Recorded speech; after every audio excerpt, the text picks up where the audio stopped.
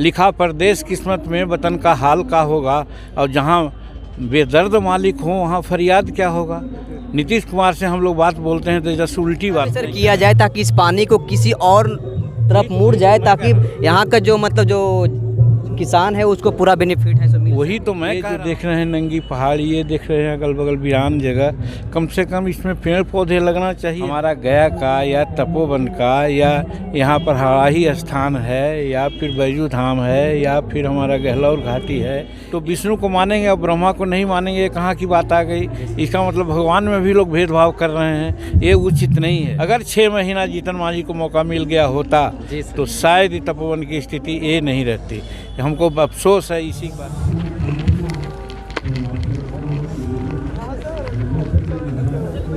हो गया बस। कल मैंने सर यहाँ पे रिपोर्टिंग किया था, पूरी जो व्यवस्था जो है सर थोड़ा सा पूरा ख़राब है अंदर की व्यवस्था का। हम पूरा दिन रिपोर्टिंग करके दिखाए हैं ताकि म्यूजियम का टोटली जो है ना पूरी की लाइटिंग टोटल टूटा हुआ है, हर चीज़ टूटा हुआ है। तो ये सब तो काफ़ी न था कि भाई आप लोग ये महोत्सव का रस्म अदायगी नहीं कीजिए। जो यहाँ राशि मिलती है या उसके अलावे राज्य सरकार है, जिला प्रशासन है, उसको करना चाहिए, क्योंकि ये कोई कम महत्वपूर्ण स्थान नहीं है। जैसा लोगों ने कहा हम तो नहीं जानते हैं, लेकिन इतना ज़रूर जानते हैं कि हर हालत में राजगीर से कोई कम इसका महत्व नहीं है। बिल्कुल बहुत ज़्यादा है। बिहार सरकार राजगीर के लिए क्या कर रही है, और जब इसको 15 में हम महोत्सव चालू किया, पर्यटन विभाग ने अंगीकार किया, तो यहाँ का विकास के लिए कुछ होना चाहिए। कम से कम सर सफाई का भी तो मामला आना चाहिए। ये जो देख रहे हैं नंगी पहाड़ी, ये देख रहे हैं अगल बगल वीरान जगह, कम से कम इसमें पेड़ पौधे लगना चाहिए था। इसी की चर्चा तो हम कर रहे थे कि इसका मतलब है कि गया पर और तपोवन पर लोगों का कोई ध्यान नहीं है। पर्यटन की बात लोग बोलते हैं, तो क्या पर्यटन की बात करेंगे? सिर्फ राजगीर से ही पर्यटन हो जाएगा समझा? बिहार का सो बात तो है नहीं। गया है, बोध गया है, तपोवन है, तो बोध गया में तो कुछ मानते हैं कि बौद्ध है, दलाई लामा जी हैं, उसके चलते बात आती है। लेकिन हमारा गया का या तपोवन का या यहाँ पर हराही स्थान है या फिर बैजू धाम है या फिर हमारा गहलौर घाटी है, ये सब ऐसी जगह है जिसको अगर परिष्कृत किया जाए तो हम समझते हैं कि काफ़ी संख्या में पर्यटन यहाँ आ सकते हैं। तो पर्यटन विभाग का भी इसमें होना चाहिए, और जनरल प्रशासन जो यहाँ का है उसका तो निश्चित रूप में जब महोत्सव मना रहे हैं तो कम से कम रंग रोगन साफ सफाई तो होना चाहिए। जिस कुंड की बात करते हैं, गर्म जल की झरना कहते हैं, तो एक तरफ विष्णु पथ है हमारे गया में, तो यहाँ ब्रह्मा का भी पैर है जैसा कि लोग कहा।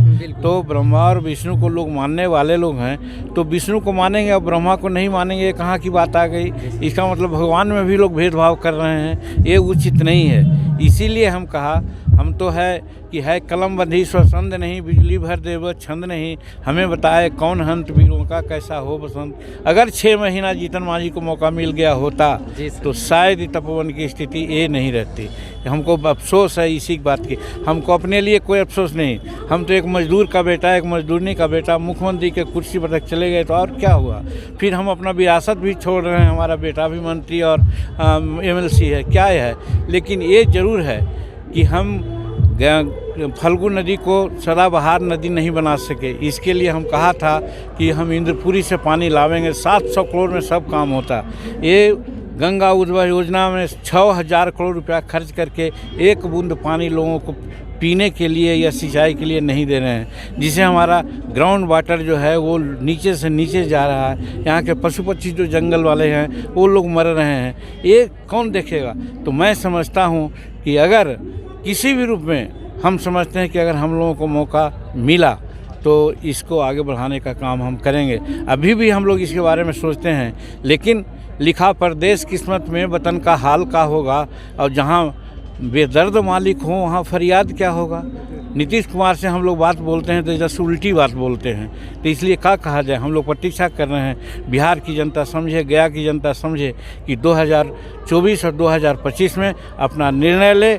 इस समय अगर कुछ हम लोगों को मौका मिलेगा तो तपोवन राजगीर से नीचे नहीं रहने देंगे, ऐसा हम वादा करते हैं। और यहाँ सर किसान का सर बहुत ज़्यादा कुंड का जो पानी निकलता है, लगभग कई एकड़ ज़मीन है जो उसमें मतलब कि उपजाऊ मतलब नहीं हो सब बर्बाद हो जाता सब है, बर्बाद हो क्योंकि यहाँ का पानी फास्फोरस वाला है और ये क्या कहते हैं जिससे कि कीड़ा मकोड़ा मरता है वो है, तो फसल कैसे होगा। उसको कम से कम करना चाहिए, ठीक करना चाहिए, उसका स्टोरेज बनाना चाहिए था, उसका निष्कासन का ये देना चाहिए था। यही तो तपोवन महोत्सव का महत्व होना चाहिए था। ऐसा भी सर किया जाए ताकि इस पानी को किसी और तरफ मुड़ जाए, ताकि यहाँ का जो मतलब जो किसान है उसको पूरा बेनिफिट है सो मिल वही तो मैं कह रहा हूँ कि उसको एक जगह स्टोरेज कर दिया जाता और स्टोरेज कर करके पानी को आगे बढ़ाया जाता तो ज़रूर उसका फ़ायदा होता। ये डायरेक्ट पानी जो जाएगा किसान का फसल, उससे फ़ायदा नहीं होगा। उसके लिए भी सरकार को चिंता करनी चाहिए।